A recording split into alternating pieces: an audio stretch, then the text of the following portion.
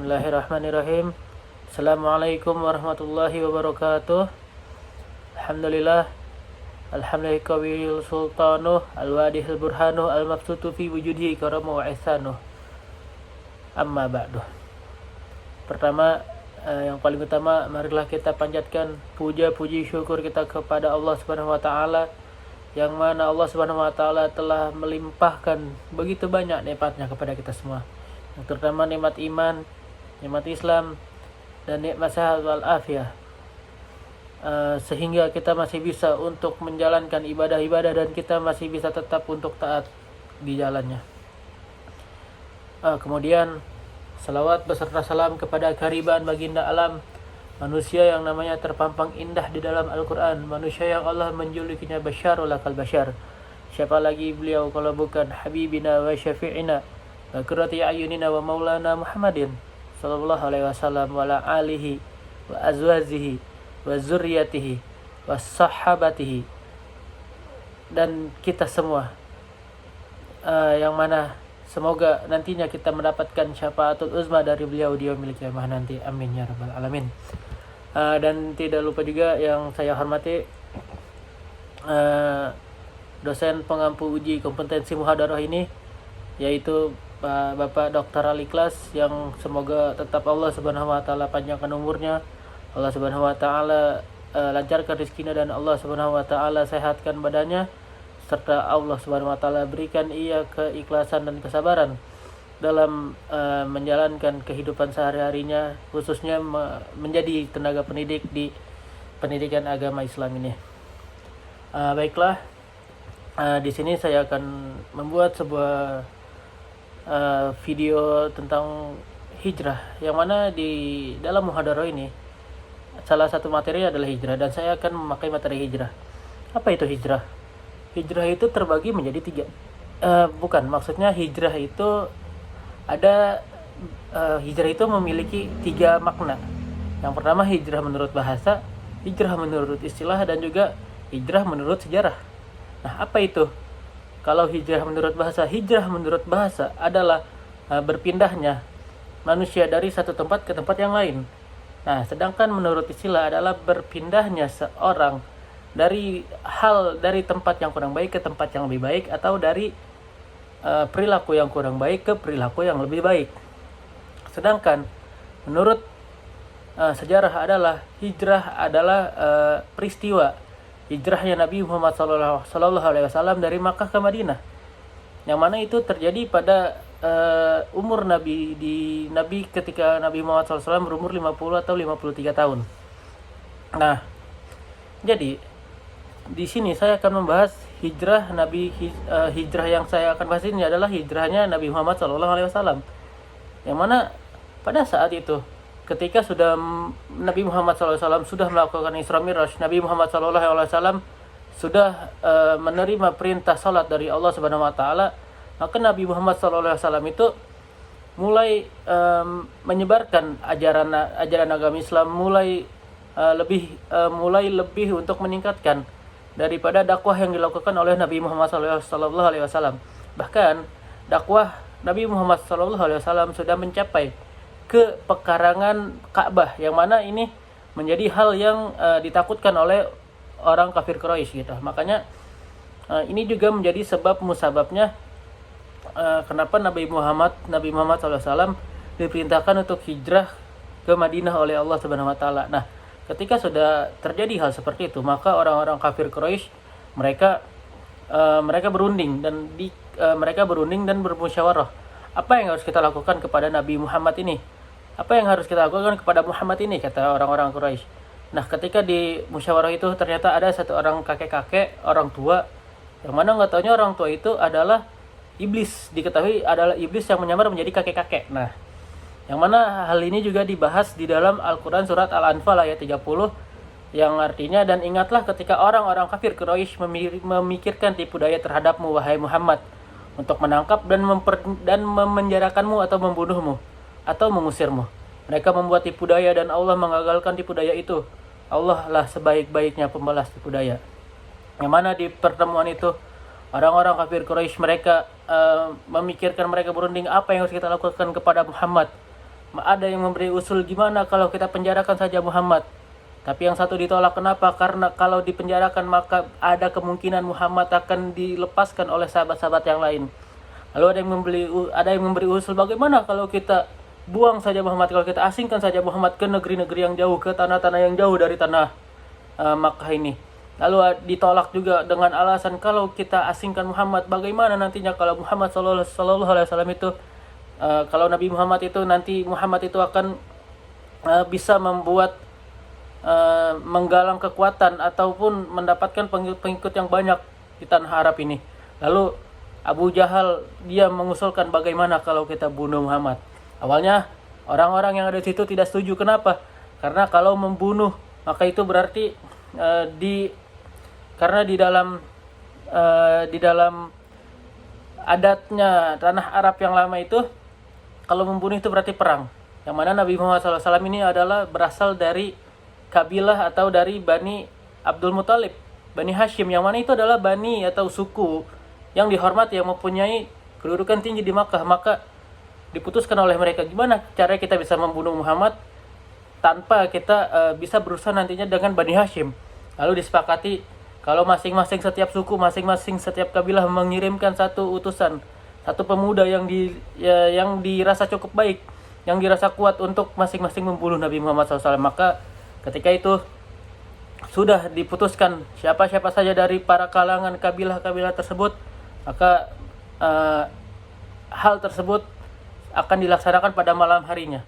Nah, yang mana ketika ada musyawarah tersebut, maka Allah Subhanahu wa taala memerintahkan kepada Nabi Muhammad SAW atau memberikan sinyal kepada Nabi Muhammad kalau Nabi Muhammad ini sudah boleh untuk melakukan hijrah dari Makkah ke Madinah.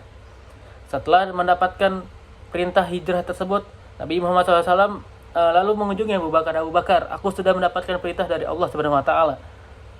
Mari kita berangkat dari Makkah ke Madinah ini. Mari kita melakukan hijrah ini. Maka Nabi Muhammad SAW didampingi oleh Abu Bakar akan berangkat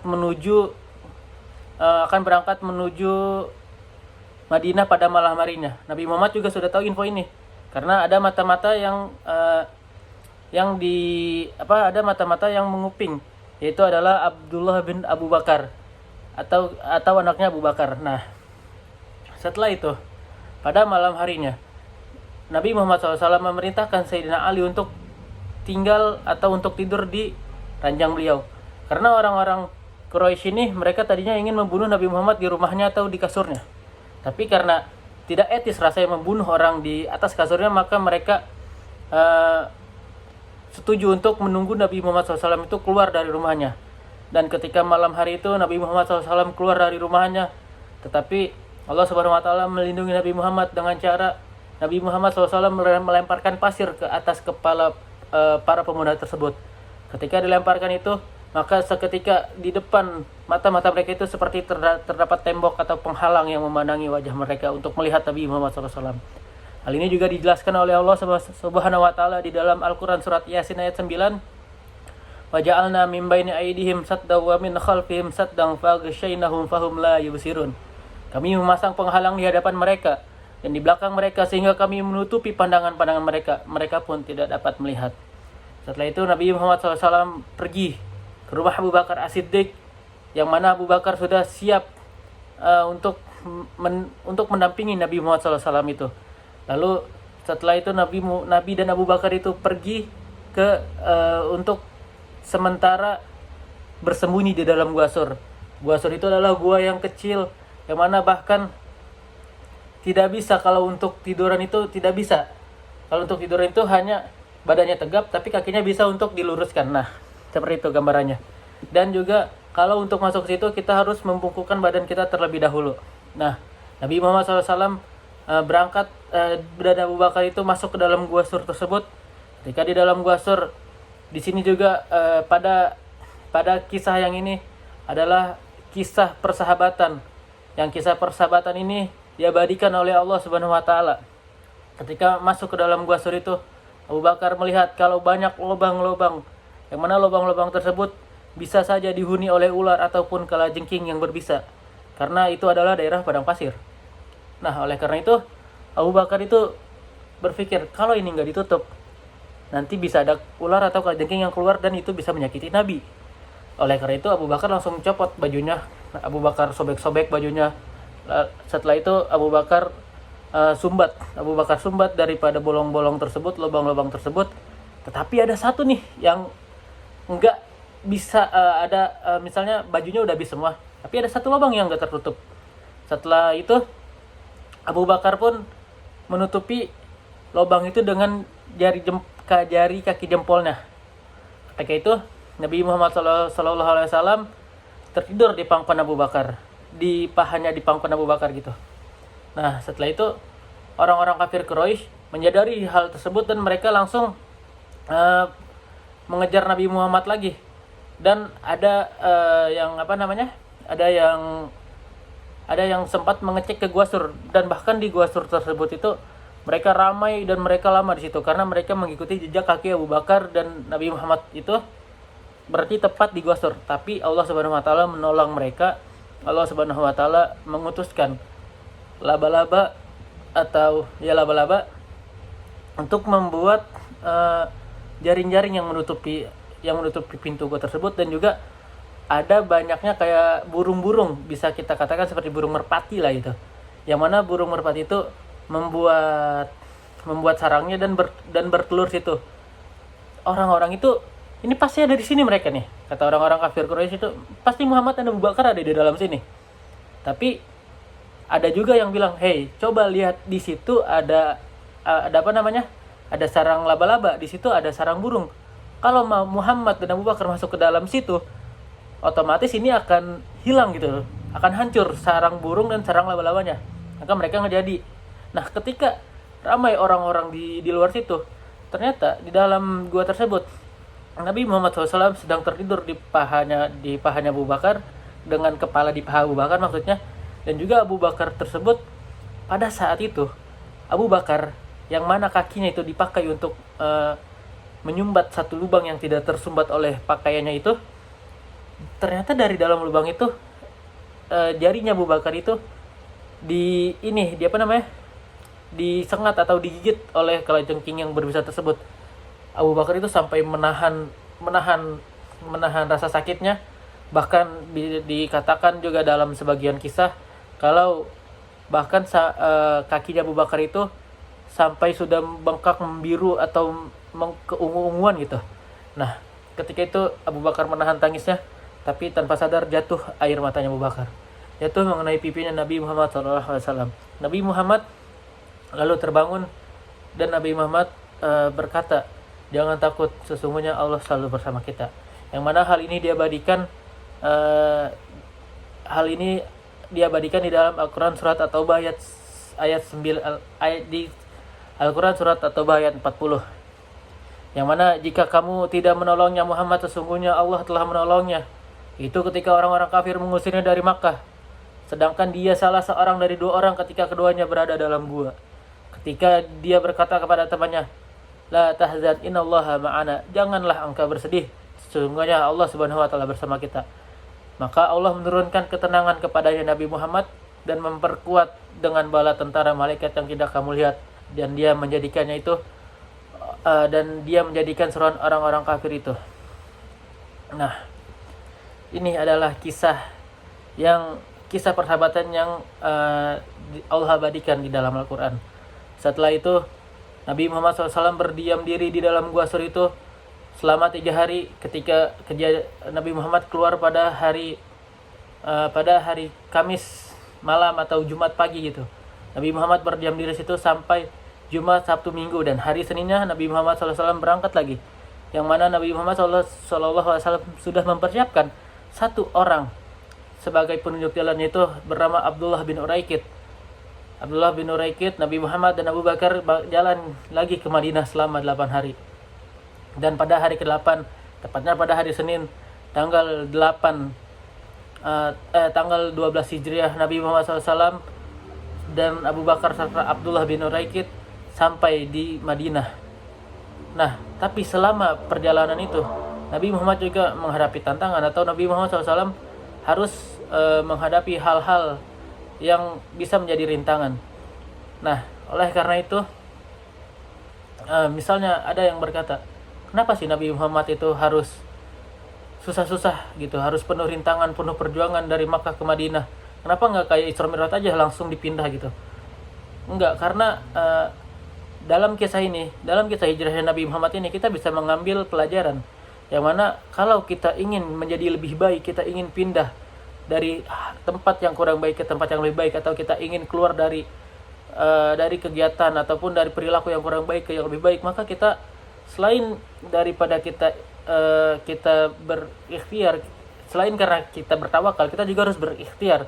Hati kita bertawakal kepada Allah, tapi tubuh kita tetap berikhtiar. Seperti misalnya kita pada zaman sekarang ini kita ingin hijrah, seperti bisa dikatakan kita ingin berhijrah, kita ingin keluar dari zona kemiskinan misalnya. Lalu apa yang harus kita lakukan? Selain kita harus bertawakal di dalam hati, kita harus meyakini di dalam hati kita ini, kita harus meyakini kalau kita pasti dapatkan rezeki dari Allah. Tapi itu tidaklah cukup. Kita tetap harus berikhtiar. Kita tetap harus berusaha, karena bisa dikatakan usaha tanpa doa itu sombong, tapi doa tanpa usaha itu bohong. Nah, maka dari itu, dari kisah hijrah Nabi Muhammad sallallahu alaihi wasallam itu kita bisa mendapatkan hikmah kalau Nabi Muhammad sallallahu alaihi wasallam saja harus melewati rintangan yang begitu berat, harus melewati cobaan, harus melakukan perjalanan yang begitu berat untuk bisa berpindah dari hal yang kurang baik itu di Makkah, karena di Makkah tersebut Nabi Muhammad SAW sudah mendapatkan teror-teror yang lebih keras dari kaum kafir Quraisy menuju ke Madinah yang lebih baik, yang mana itu atas perintah Allah Subhanahu wa taala juga. Nah, jadi oleh karena itu, kita sebagai umatnya Nabi Muhammad, kita harus mengambil pelajaran dari hikmahnya Nabi Muhammad ini. Tapi selain ketika kita mau berhijrah, ada hal yang paling penting kita lakukan. Yang paling penting harus kita perhatikan adalah niat. Karena di dalam hadisnya Nabi Muhammad SAW juga pernah bersabda, innamal a'malu binniyat wa innamal likulli imri'in ma nawa. Faman kana hijratuhu ila Allah wa rasulih fa hijratuhu ila Allah wa rasulih. Faman kana hijratuhu ila dunya yusibuha aw imra'atin yankihuha fa hajara ilaih. Setiap amal atau setiap perbuatan itu tergantung daripada niatnya. Jika niatnya karena Allah Subhanahu wa taala dan Rasulnya, maka niatnya karena Allah Subhanahu wa taala dan Rasulnya, maka itu yang akan dia dapatkan. Tapi kalau niat hijrahnya adalah untuk dunia yang ingin ia kuasai atau untuk perempuan yang ingin ia nikahi, maka hijrahnya hanya sebatas mendapatkan hal tersebut. Mungkin hanya ini yang dapat saya sampaikan, kurang lebihnya mohon maaf. Assalamualaikum warahmatullahi wabarakatuh.